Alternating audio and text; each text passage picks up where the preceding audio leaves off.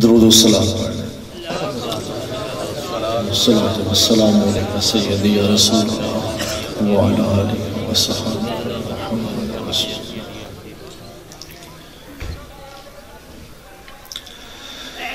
الحمد للہ الحمد للہ نحمده ونستعینه ونستغفره ونؤمن به ونتوکل علیہ ونعوذ باللہ من شرور انفسنا ومن سیئات اعمالنا من يهده الله فلا مضل له ومن يضلله فلا هادي له ونشهد أن لا إله إلا الله وحده لا شريك له ونشهد أن سيدنا وسندنا ومولانا وملجأنا محمدا عبده ورسوله. أما بعد فأعوذ بالله من الشيطان الرجيم. بسم الله الرحمن الرحيم. إنا أرسلناك شاهدا ومبشرا ونذيرا. وقال النبي صلى الله تعالى عليه وسلم لا يؤمن أحدكم حتى أكون أحب إليه من والده وولده والناس أجمعين أو كما قال عليه الصلاة والتسليم. سبحان ربك رب العزة عما يصفون وسلام على المرسلين والحمد لله رب العالمين. اللهم صل على سيدنا ومولانا محمد وبارك وسلم وصل عليه. صدق الله مولانا العلي العظيم. میرے انتہائی واجب الاحترام بھائیو، دوستو، بزرگوں، سب سے پہلے میں بانی محفل اور اس محفل میں آنے والے ساتھیوں کو مبارکبادی پیش کرتا ہوں کہ جنہوں نے بستر کو چھوڑا، رات کی نیند کو قربان کیا اور سرکار دو عالم صلی اللہ تعالی علیہ وسلم کی محفل کو سجانے کی سعادت حاصل کی. عزیزان گرامی قدر، وقت بہت ہو چکا ہے، چند معروضات پیش کروں گا.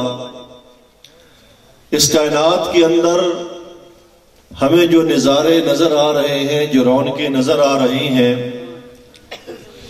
یہ ساری کی ساری رونقیں، یہ سارے کے سارے نظارے جو ہیں وہ آقا علیہ السلام کے دم سے ہیں. آسمانوں کو وجود بخشا گیا، زمینوں کو وجود بخشا گیا، آبشاروں کو وجود بخشا گیا، جھرنوں کا نظام چلایا، پرندوں کا نظام چلا، نباتات اور جمادات کو وجود دیا گیا، انسانوں حیوانوں کا نظام بنایا گیا. کل عالمین کا جو یہ نظام چلایا گیا، کائنات کو سجایا گیا، یہ میرے حبیب کی خاطر کیا گیا. حضور ہیں تو آسمان بھی ہیں، زمینیں بھی ہیں، آبشاریں بھی ہیں، جھرنے بھی ہیں، پرندے بھی ہیں، نباتات بھی ہیں، جمادات بھی ہیں. حضور نہ ہوتے تو نہ آسمان ہوتے، نہ زمینیں ہوتی، کچھ بھی نہ ہوتا. میں اور آپ خوش قسمت ترین انسان ہیں کہ اللہ رب العزت نے ہمیں آقا علیہ السلام کا امتی بنایا، آقا علیہ السلام کا نام لیوا بنایا. اللہ رب العزت نے آقا علیہ السلام کو ظاہری شکل و صورت میں بھی بے مثل و بے مثال بنایا. آقا علیہ السلام کا باطن بھی بہت خوبصورت بنایا. اللہ رب العزت نے آپ کو بنا کر آپ کے روشن چہرے کی قسم کھائی. اللہ کریم کبھی آپ کے روشن چہرے کی قسمیں کھاتا ہے، کبھی آپ کی حسین زلفوں کی قسمیں کھاتا ہے، کبھی آپ کی زندگی کی قسم کھاتا ہے، کبھی آپ کے شہر مکہ کی قسم کھاتا ہے. حقیقت تو یہ ہے کہ ہم اللہ کے حبیب کی شان کو بیان ہی نہیں کر سکتے. ابھی چند لمحات پہلے نعت خوان حضرات آقا علیہ السلام کی مدح و ثنا کر رہے تھے. ایک تو یہ مدح ہے، ایک تو یہ نعت ہے جو ہم جیسے گنہگار انسان بارگاہ نبوت میں پیش کرتے ہیں، اور ایک وہ نعت ہے جو بے نیاز ہستی اللہ رب العزت عرش پہ بیٹھ کر مدح سرائی کرتے ہیں. بے نیاز ذات ہونے کے باوجود، تنہ تنہا ساری کائنات کے نظام کو چلانے کے باوجود، اگر اللہ رب العزت کسی کی مدح سرائی کرتے ہیں، کسی کی نعت گوئی کرتے ہیں، کسی کی تعریف کرتے ہیں، تو وہ سرکار مدینہ صلی اللہ تعالی علیہ وسلم کی ذات اقدس ہے. اللہ کریم قرآن میں فرماتے ہیں وَالضُّحَىٰ وَاللَّيْلِ إِذَا سَجَىٰ، اے میرے حبیب تیرے روشن چہرے کی قسم، اے میرے حبیب تیری حسین کالی زلفوں کی قسم، وَلَسَوْفَ يُعْطِيكَ رَبُّكَ فَتَرْضَىٰ، اے میرے حبیب تو مانگتا چلا جا، میں تجھے عطا کرتا چلا جاؤں گا، اور تب تک عطا کرتا چلا جاؤں گا جب تک تو راضی نہیں ہوگا. تو حضور کی رضا میں اللہ کی رضا ہے، حضور کی خوشنودی میں اللہ کی خوشنودی ہے، حضور کی تعریف میں اللہ کی تعریف ہے. جو حضور کو راضی کر کے چلا گیا دنیا میں کامیاب ہو گیا، آخرت میں کامیاب ہو گیا، قبر اس کی روشن ہوگی، حشر میں اس کو کوئی کسی قسم کی کوئی گھبراہٹ نہیں ہوگی.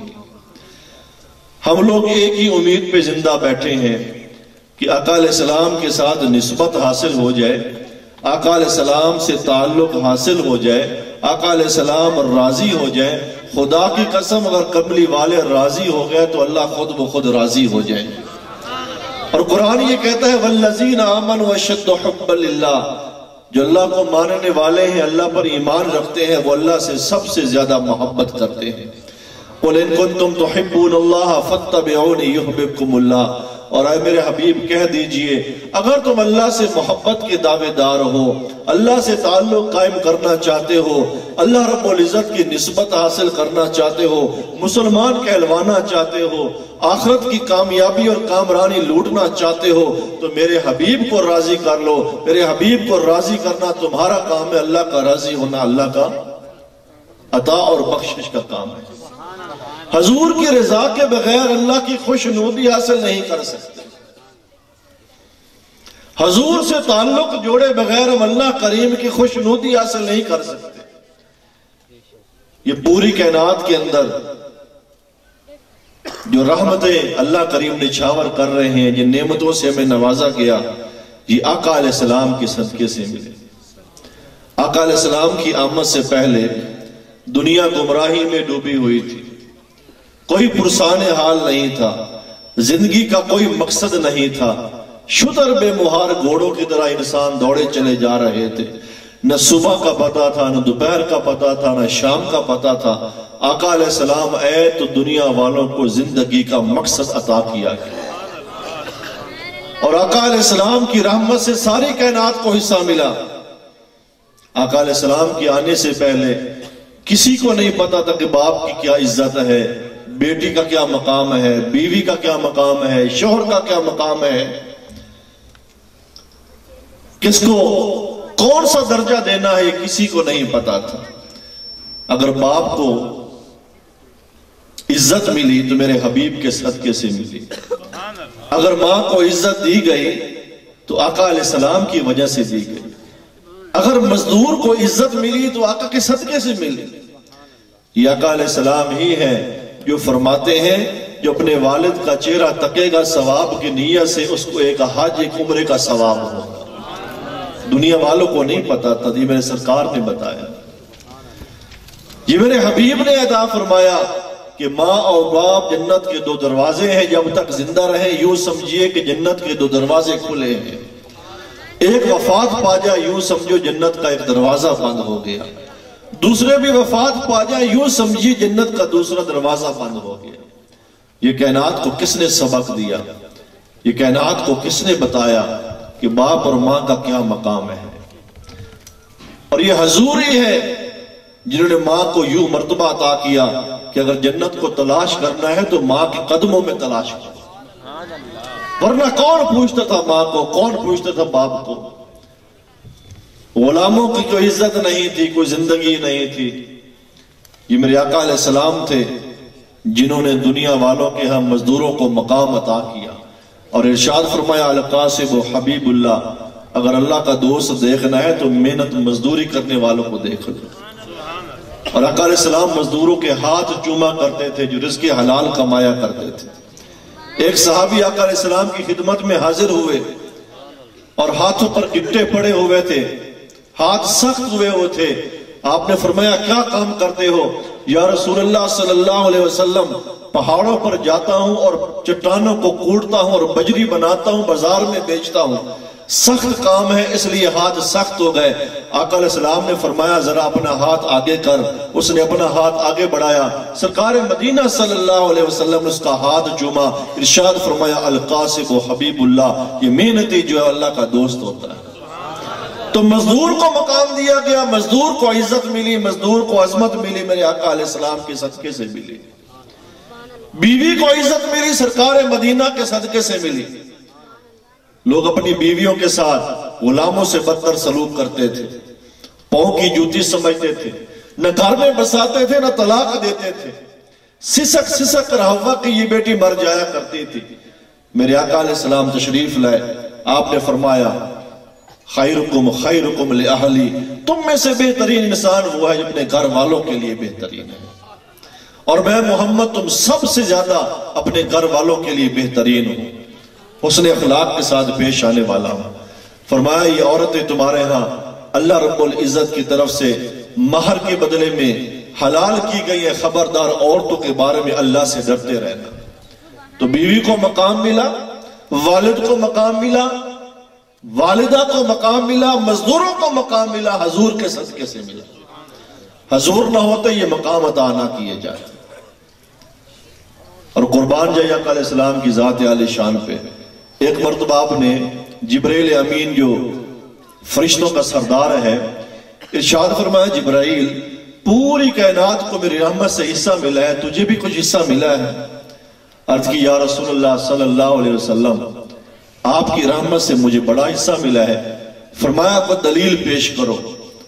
تو جبرائیل امین کہنے لگے یا رسول اللہ صلی اللہ علیہ وسلم مجھے وہ وقت بھی یاد ہے جب ابلیس فرشتوں کا سردار ہوا کرتا تھا، زمین کے چپے چپے میں عبادت کی.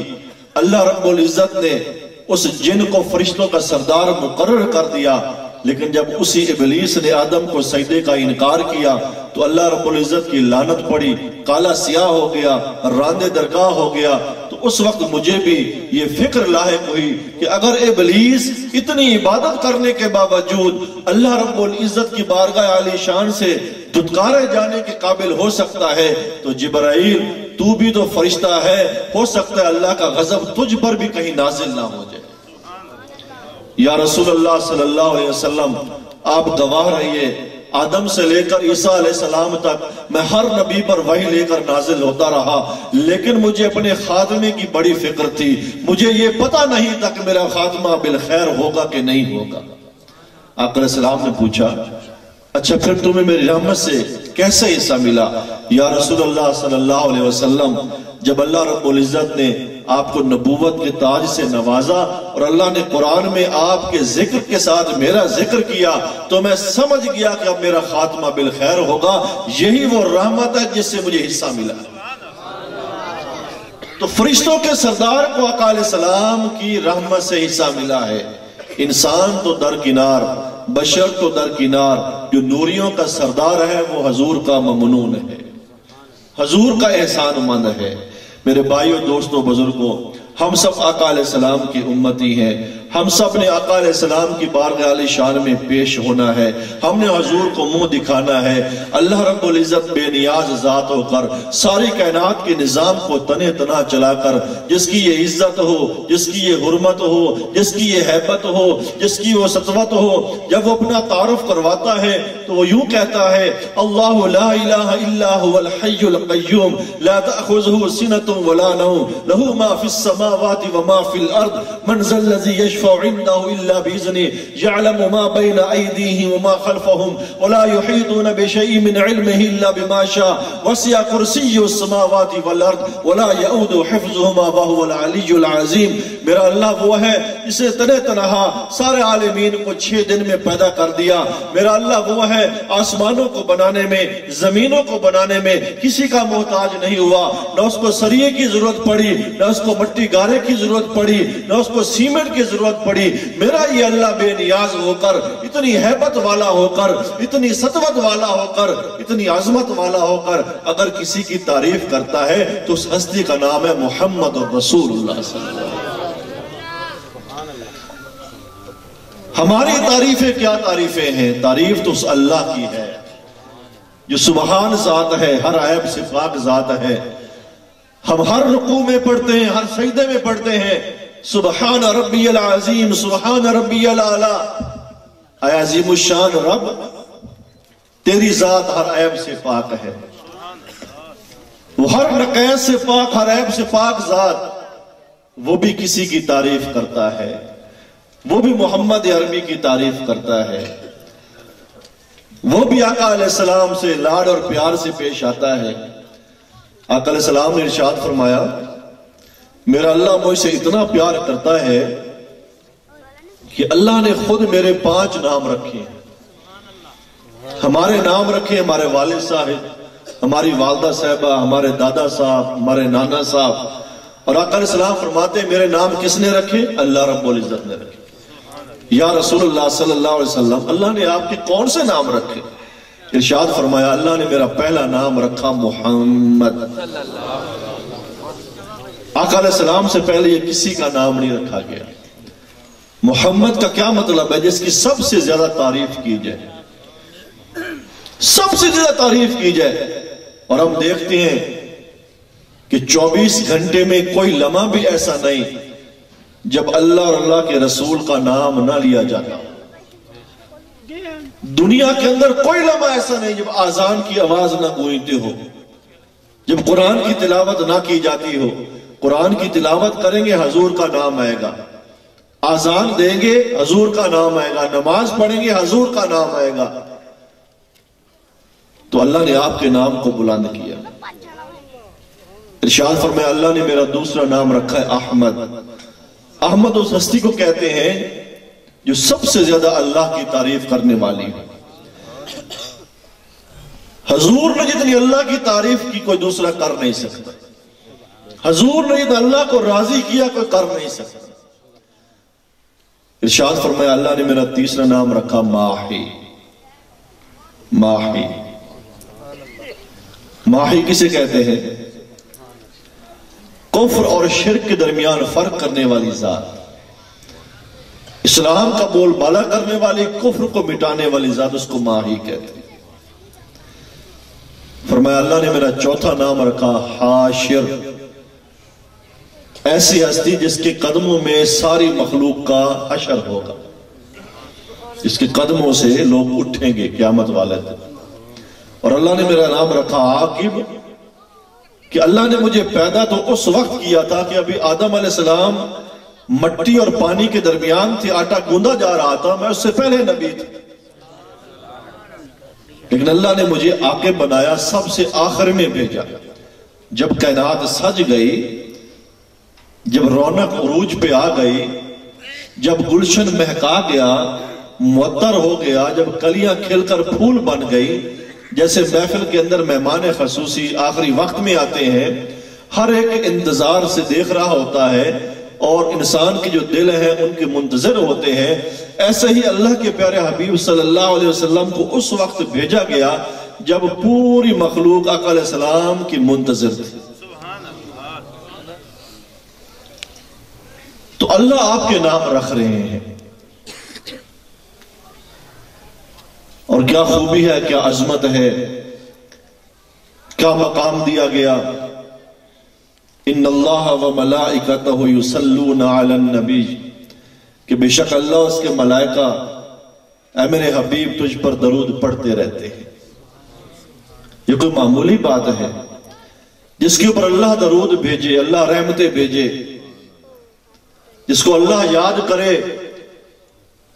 اور کل قیامت کی آخری گھڑی تک جس منبر کے اوپر، جس محراب کے اندر، جہاں جہاں جس وقت، جس ساتھ، جس گھڑی اللہ کا نام نامی بلند ہوتا رہے گا، اللہ کے نام کے بعد محمد کا نام بھی لیا جاتا رہے گا۔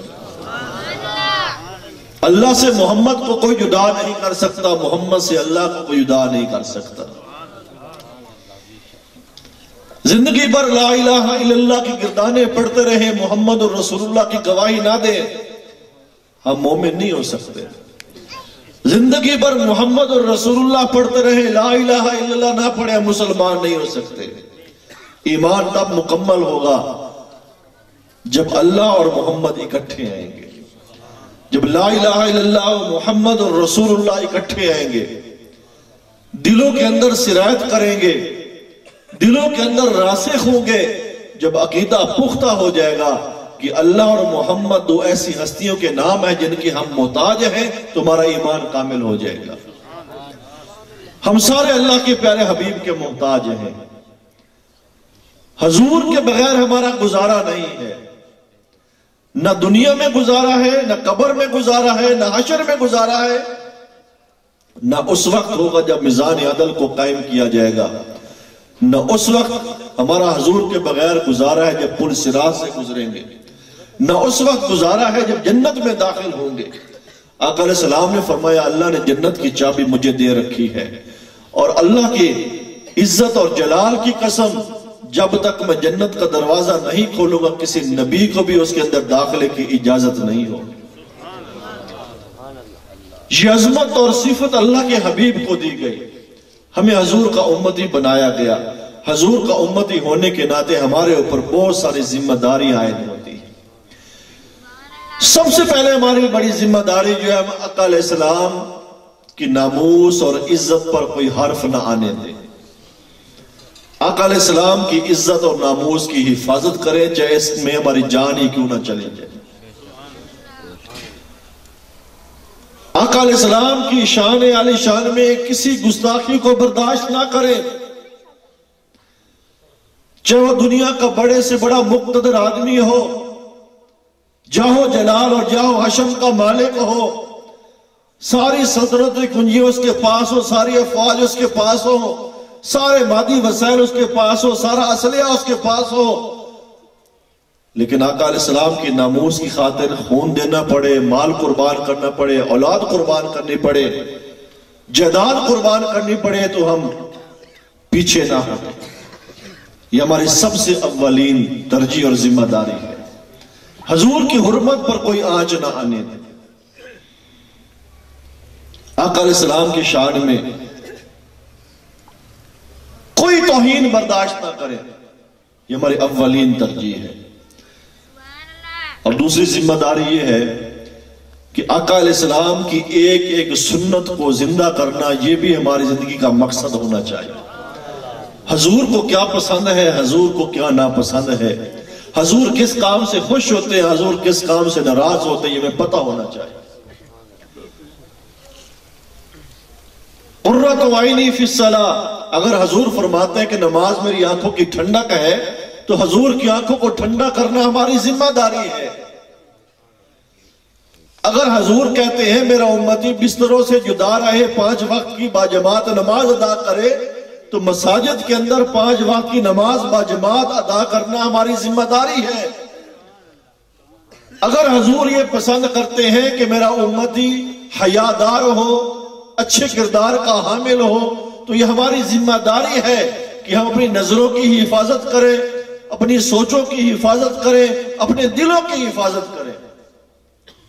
اگر حضور یہ چاہتے ہیں کہ میرا امتی قرآن کا قاری ہو، کوئی دن ایسا نہ گزرے کہ جس دن وہ قرآن کی تلاوت نہ کرتا ہو، ہمیں چاہیے کہ ہم قرآن کو سینے سے لگا کے رکھیں۔ اگر حضور یہ چاہتے ہیں کہ میرا یہ غلام، میرا یہ امتی، میرا یہ مرید مساجد کو آباد کرے، اس کا دل مصلی سے لگتا رہے، تو جب اذان کی آواز گونجتی ہے اللہ اکبر اللہ اکبر اللہ اکبر اللہ اکبر، اللہ کا یہ منادی جب اذان کو ہمارے سامنے پکار کی شکل میں اور پیغام کی شکل میں پیش کرتا ہے، ہمارے گھروں کے دروازے بند ہو جانے چاہیے، ہمارے دکانوں کے شٹر بند ہو جانے چاہیے، خواتین گھر میں مصلی بچھا لیں، نوجوان گھروں سے نکل آئے اور بوڑھے بھی نکل آئے اور اللہ کی مساجد کو آباد کریں۔ لیکن آج کل صورتحال یہ ہو چکی ہے، ہمارے گھر آباد ہو چکے ہیں، ہمارے گھر صاف ستھرے ہو چکے ہیں، ہمارے گھر میں محفلیں جمائی جاتی ہیں، اللہ رب العزت کے گھر ہم آباد کرنے کے لیے تیار نہیں ہے، یہ حضور کو پسند نہیں ہے۔ ہو حضور کا امتی، ہو حضور کا مرید، ہو حضور کا غلام، اور بستر میں سویا رہے، نہ فجر کی نماز کا خیال آئے، نہ زور کی نماز کا خیال آئے، نہ عصر کی نماز کا پاس ہو، نہ مغرب کی نماز کا پاس ہو، نہ عشاء کی نماز کی طرف توجہ ہو، عشق رسول کے دعوے کرے تو یہ محض دعویٰ رہ جاتا ہے۔ عاشق رسول وہ ہے جو اپنی عملی زندگی میں یہ ثابت کرے، آقا علیہ السلام کی خاطر اپنی خواہشات کو پیچھے چھوڑ دے، آقا علیہ السلام کی خاطر اپنی منچائی زندگی کو چھوڑ دے، اور یہ اس بات کو جان لے، اس فلسفے کو جان لے کہ میری زندگی اپنی زندگی نہیں ہے، میری خواہش اپنی خواہش نہیں ہے، میں اپنی خواہش کا بندہ نہیں ہوں، اگر میں غلام ہوں تو کالے کملی والے کا غلام ہوں، میری نہیں چلنی۔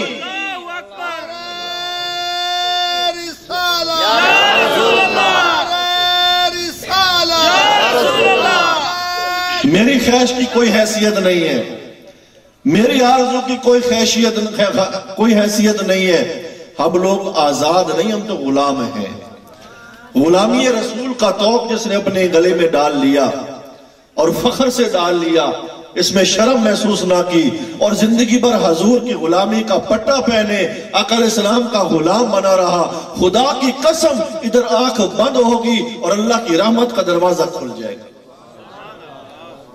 اللہ فرماتے ہیں جو میرے حبیب کو راضی کر کے آیا، ان الذین قالوا ربنا اللہ ثم استقاموا تتنزل علیہم الملائکہ الا تخافوا ولا تحزنوا وابشروا بالجنۃ التي کنتم توعدون۔ جو میرے حبیب کو راضی کر کے آ گیا، جس نے کلمہ پڑھ لیا لا الہ الا اللہ محمد الرسول اللہ، پھر زندگی بھر اس کے اوپر ثابت قدم رہا، اس وقت تک اس کی موت نہ آئی کہ اس کلمے کے اوپر موت آئی، تو اللہ کی قسم اللہ کریم ارشاد فرماتے ہیں جب وہ موت کے وقت تنہا ہوگا تو اللہ کا فرماتے ہیں میں اس کے اوپر فرشتوں کا نزول کروں گا، وہ فرشتے اس کو تسلیاں دیں گے، اے نیک شخص تو پریشان نہ ہو، کسی بات کا غم نہ کر، اولاد کو چھوڑ کے جا رہا ہے، بیوی بچوں کو چھوڑ کر جا رہا ہے، جائیداد کو چھوڑ کر جا رہا ہے، کاروبار کو چھوڑ کر جا رہا ہے، دنیا کے لذتوں کو چھوڑ کر جا رہا ہے۔ یہ دنیا کی لذتیں بھی بلا کوئی لذتیں تھیں، یہ دنیا کے کاروبار بھی بلا کوئی کاروبار تھے، یہ دنیا کی رونقیں بھی بلا کوئی رونقیں تھیں۔ آج تجھ کو ہم بتائیں کہ جس اللہ سے تیرا وصال ہونے والا ہے، جس اللہ رب العزت سے تو ملنے والا ہے، اللہ رب العزت نے ایسی ایسی نعمتیں تمہارے لیے تیار کر رکھی ہیں کہ آج سے پہلے نہ کسی انسان کے تصور میں آئی ہیں، نہ کسی جن کے تصور میں آئی ہیں۔ اب دنیا کے اندر تو نے اللہ کو راضی کیا، آج اللہ تجھ کو راضی کرنے کے لیے آ گیا۔ یہ وہ اللہ ہے جس نے ہم سے وعدہ کیا میرے حبیب کو راضی کر لو میں تمہیں راضی کر دوں گا، فَاذْكُرُونِي أَذْكُرْكُمْ وَاشْكُرُوا لِي وَلَا تَكْفُرُونَ۔